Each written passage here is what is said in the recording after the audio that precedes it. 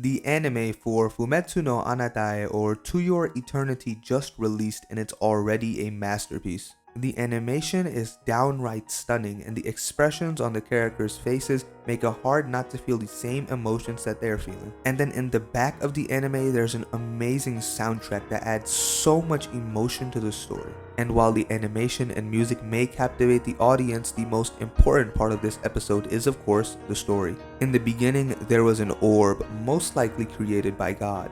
God then sends the orb, sends it down onto Earth. Upon reaching the Earth, the orb transforms into a rock. The seasons begin to change and eventually the rock starts morphing into moss. It stays in this form until an injured wolf approaches it. The wolf dies next to the rock and the next thing you know the rock has morphed into the wolf, replicating even its injuries. But as we all know, earthbending is superior and so Rockboy heals its injuries in about 20 seconds. It begins to walk and eventually meets a boy who confuses it for his pet, and so the boy and it become the closest things they have to each other's family. Life moves on and we learn of the boy's past. In the beginning there were many people living with the boy, but the majority of them moved towards the mountains. Due to getting bit by his dog, the boy had to stay behind and take care of the elders. The villagers promised to return to the boy after they found a place to live, but they never came and eventually the elders all died one by one. In the end, only the boy and his dog remained. And so the boy, seeking to reunite with his people, decides to go off on a journey towards the mountains. The two of them pack up and off they go. On the journey, the boy slips and gets a leg injury which begins to hinder their progress and also sap at the boy's strength. The boy, however, decides to press on in hopes of finding other humans.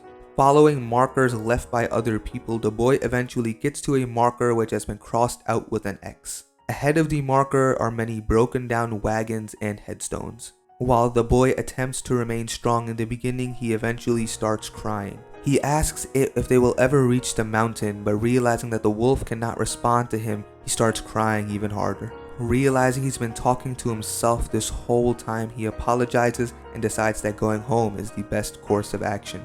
The journey home is hard, painful, and the boy's energy is sapped with every step he takes.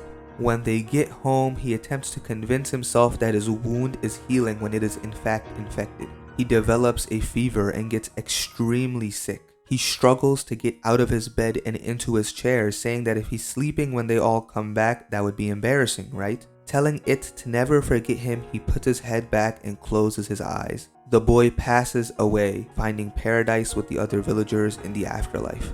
Back in the cabin, it grabs a hold of the boy's coat and immediately falls to the ground in pain.